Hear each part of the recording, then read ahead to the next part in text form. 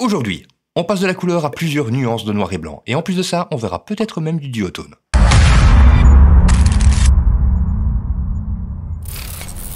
Hello tout le monde, j'espère que vous allez bien, mais d'ailleurs avant de commencer je tiens à préciser que seulement 41% d'entre vous qui regardez ces vidéos êtes abonnés. Et évidemment, ça ne coûte rien de cliquer sur le petit bouton. D'ailleurs en le faisant, vous pourriez m'aider à réaliser mes rêves.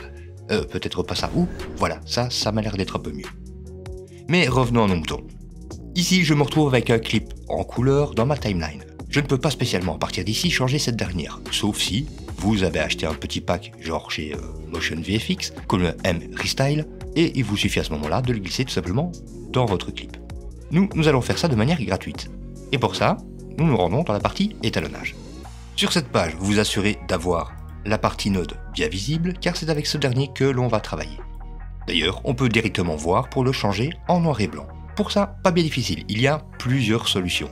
La première, et la plus simple, mais qui n'est pas la plus efficace, c'est tout simplement de descendre juste ici.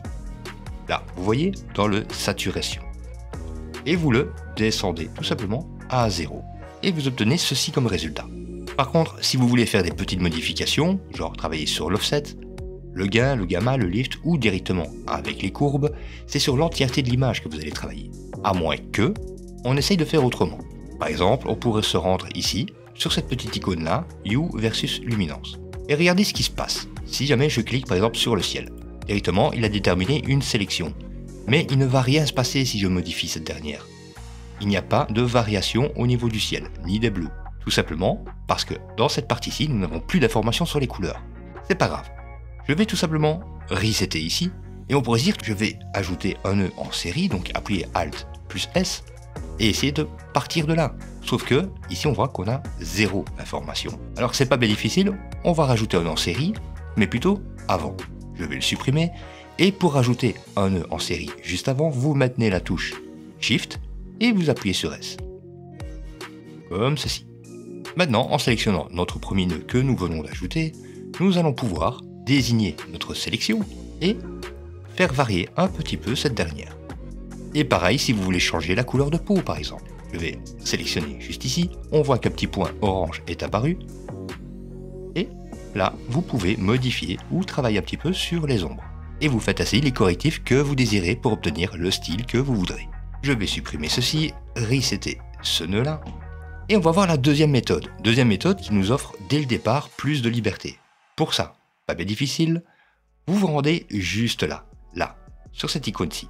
Vous cliquez dessus, et vous retrouvez tout en dessous le monochrome. Il vous suffit tout simplement de l'activer. Et à partir de ce moment-ci, pour apporter des modifications dans votre étalonnage, vous pouvez tout simplement travailler avec ces curseurs-ci, comme le Green Output, le Blue ou le Red. Regardons maintenant la troisième manière de passer au noir ou blanc. Je reset le node, et ce coup-ci, dans les courbes, je vais choisir plutôt le mode Custom. Et là, si vous le voulez, dans le petit onglet qui se trouve ici, le Edit, il vous suffit simplement de désélectionner le lien, de choisir peut-être le rouge, de l'abaisser, de prendre les verts, de les abaisser aussi, et ensuite d'abaisser les bleus. Et comme vous le voyez, entre-temps, on est passé par un petit style duotone. Même chose que pour le premier exemple, ici à partir de là, nous n'avons plus d'informations sur les rouges, les verts ou les bleus. Et si vous devez travailler un petit peu sur l'étalonnage de la vidéo ou de la photo, vous pouvez toujours le faire.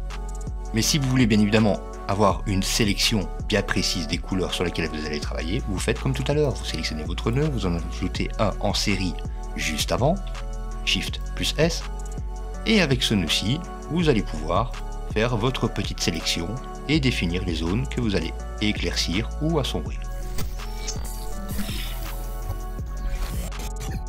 Je supprime, je reset et on repasse à la méthode numéro 1, celle des Color Wheels. Là encore une fois, je vais réduire la saturation à 0 pour obtenir du noir et blanc. Ensuite, je vais me rendre, toujours à partir du même nœud, dans le RGB Mixer. Maintenant, sans activer la partie monochrome, et en travaillant sur le rouge, le vert ou le bleu, je vais pouvoir donner une petite tonalité à ma photo ou ma vidéo. Et si vous voulez travailler avec des nœuds différents, par exemple ici je vais remettre à 0, rester en noir et blanc, tout simplement je vais ajouter un nœud en série juste après, Alt S, et avec ce nœud qui se trouve là. Juste après, je me rends dans les color wheels et avec le gain, je modifie et je mets la couleur que je désire. Et voilà, c'est tout pour aujourd'hui. Merci de m'avoir suivi. N'hésitez surtout pas à laisser un petit pouce vers le haut, à vous abonner si ce n'est pas encore déjà fait, à partager les vidéos, car on ne sait jamais si autour de vous il y aurait quelqu'un qui serait intéressé par le montage, et plus particulièrement sur DaVinci Resolve. Vous pouvez bien entendu aussi laisser des commentaires. Et c'est donc sur ces derniers mots que je vous dis, portez-vous bien, et à la prochaine. Ciao ciao. Où est ton déjeuner? Dans ta culotte.